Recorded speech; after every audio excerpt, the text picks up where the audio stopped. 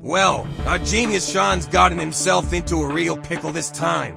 He's squared off against the stone-cold robber who's dead set on getting his paws on Sean's wallet. But Sean ain't budging an inch. No way he's just gonna hand it over. I mean, one moment the robber's strutting around like he owns the place. And after tangling with Sean, he's in such a sorry state that he's practically on death's door. Now he's laid up in the hospital, hanging on by a thread, and it's just a pitiful sight. But what in the world went down? Sean started his day like any other, all set to chow down on a wholesome breakfast, a cup of yogurt and a nice, crisp apple. Then, out of the blue, there's a knock at the door. Turns out it's his neighbor, Lee. She rants about how the landlord cut off her power last night, just cause she had her music cranked up a bit too loud. And she grabs Sean's apple and takes this huge bite. Sean just winces at the sight, thinking, there goes my breakfast. Sean tells her that her music was way too noisy and she ought to have put on some headphones. But Lee, feeling like he's not in her corner, storms out in a huff.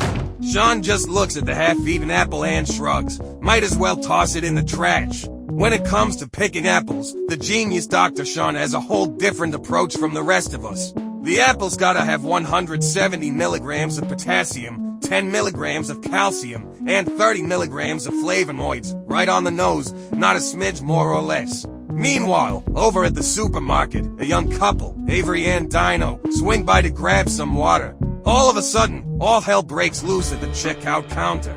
In barges this robber, Beardy, waving a gun around like a maniac and hollering at them, freeze, fork over your wallets and cell phones, pronto.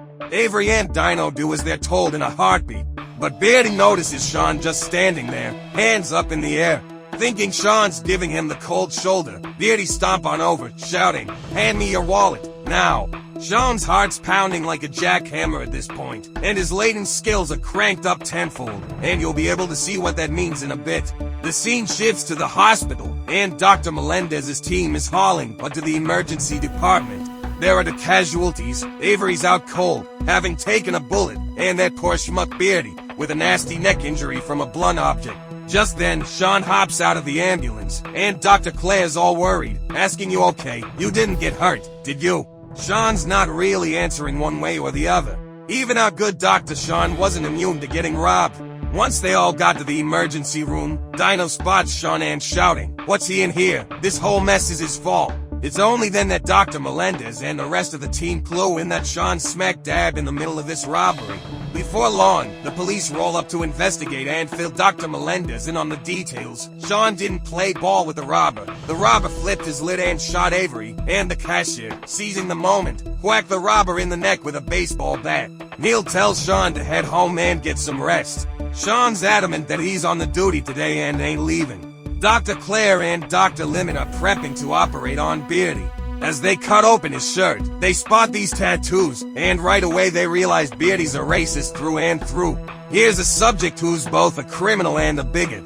Dr. Claire hesitates for just a split second, and Dr. Limit catches that on. She's a firm believer that, as docs, they've gotta treat every patient the same, no matter what their backstory is, so she firmly ushers Claire out of the operating room. Meanwhile, Dr. Melendez is elbows deep in trying to save Avery.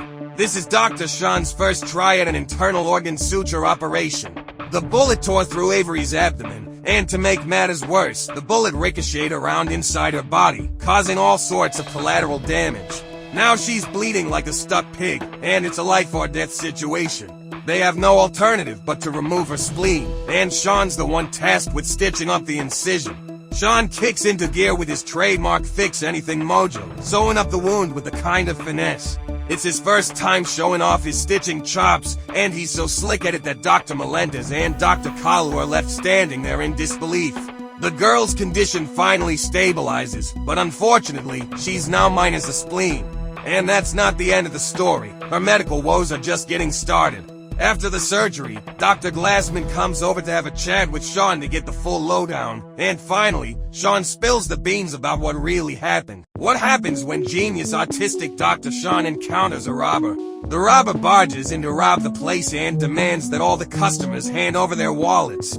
Avery and Dino immediately do as they are told, but Sean doesn't budge an inch. The robber then urges Sean, hurry up and hand over your wallet. However, Sean says he can't. When the robber asks why, Sean explains, "You told us to keep our hands where you can see them. If I reach for my wallet, you won't be able to see my hands." The robber is a bit dumbfounded by this answer. Then the robber starts to issue threats. "I'm not playing games here. I mean business. Hurry up and put your wallet on the ground." At this moment, Sean is extremely nervous and starts pacing back and forth in place. Generally speaking, when a person is nervous, their explosive power can double, and Sean's passive skill is instantly amplified more than tenfold. Avery and Dino beside him urge Sean, "Just do as he says." The robber then makes them kneel on the ground. Losing his patience, the robber begins to press Sean again. It seems that the robber has a bit of a mental problem, but when he encounters Sean's passive skill of Slight Sickness Storm, it drives the robber completely crazy. The mentally ill robber goes berserk. He directly fires his gun, and the bullet hits Avery.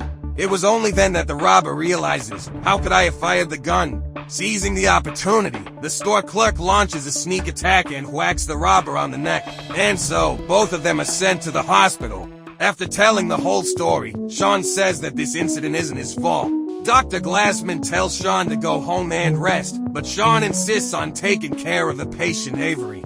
On the other side, the robber Beardy also regains consciousness. Dr. Claire is taking care of him. Sure enough, Beardy turns out to be a racist. When he sees that Dr. Claire is black, he starts to taunt her. But Dr. Claire, being good-tempered, just puts up with it. Beardy is really going too far and even overturns a small table. Later, when Dr. Claire goes back, she proposes to Sean that since the patients they are taking care of are both in such awkward situations, they might as well swap patients. But Sean doesn't agree. When Sean comes to check on Avery's condition, Dino is still complaining that Sean hasn't handed over his wallet in time. And Sean's passive skill starts to take effect again. Sean's brain is like a precision computer. He examines Avery's urine, shocked to find only a tiny amount. Sean quickly lifts Avery's quilt. Dino sees this and thinks Sean is being way too inappropriate and immediately rushes over to punch Sean. Fortunately, a nurse stops him. It was only then that they discovered that Avery's lower legs had swollen up like elephant legs. Sean immediately analyzes that Avery's kidneys have already started to fail and that she must undergo dialysis immediately. After several hours, 2 liters of fluid are dialyzed out of Avery's body, but her condition still doesn't improve. Dr. Melendez analyzes that there is fluid accumulation in her chest and that her lungs are also failing. She must undergo a thoracentesis immediately. Sean decides to do it himself. Dino comes over to stop him but is held back by Dr. Melendez. Sean then activates his second skill, Fix Anything. He accurately inserts the needle between the 6th and 7th ribs and successfully drains the pleural effusion. But Avery is still in a critical condition. Dr. Glassman goes to talk to Sean to analyze this incident with him. Genius Dr. Sean is as stubborn as a mule. He firmly believes that his pacing back and forth on the spot during the incident has nothing to do with the shooting. Sean refuses to admit that he is at fault.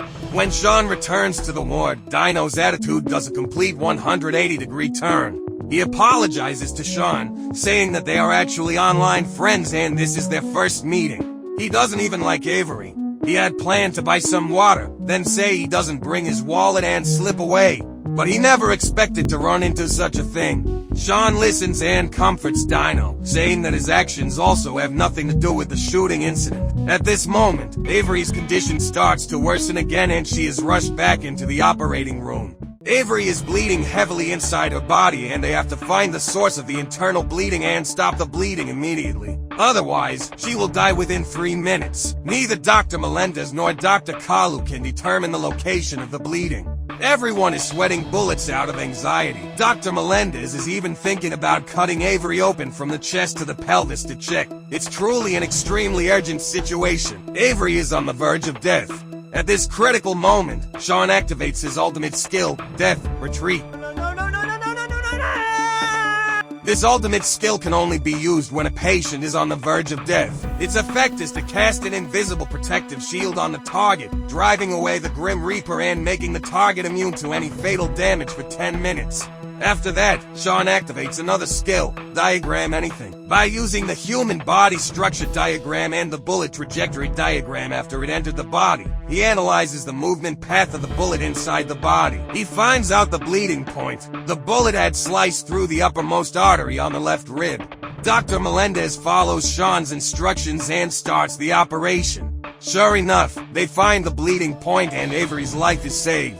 And at this moment, Sean also comes to realize that Avery being shot did have something to do with him.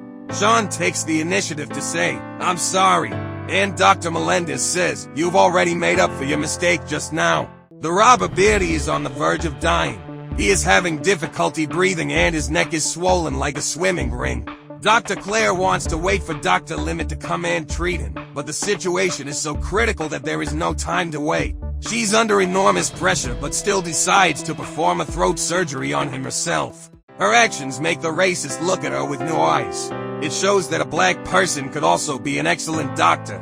Dr. Limit also forgives Dr. Claire. Avery wakes up and her parents have already arrived. Dino says that when she got better, they would go on a better date. That night, Sean is watching TV when his neighbor Lee comes to visit him. Lee even brings Sean a green apple. Sean tells Lee, "I made a mistake today. Someone got hurt because of me." Lee gives him a hug to comfort him. It seems that a romance is about to start. This is episode 8 of season 1 of The Good Doctor. The robber was really unlucky. He didn't check the almanac before going out. He kept provoking Sean, which directly triggered Sean's passive skill Slight Sickness Storm. The crazy robber went berserk and fired the gun for no reason. After he recovers from his illness, he'll probably only be able to regret it in prison. Alright, that's all for this episode. The Good Doctor series will continue to be updated. If you liked the video, don't forget to give it a like and subscribe. See you next time, bye bye.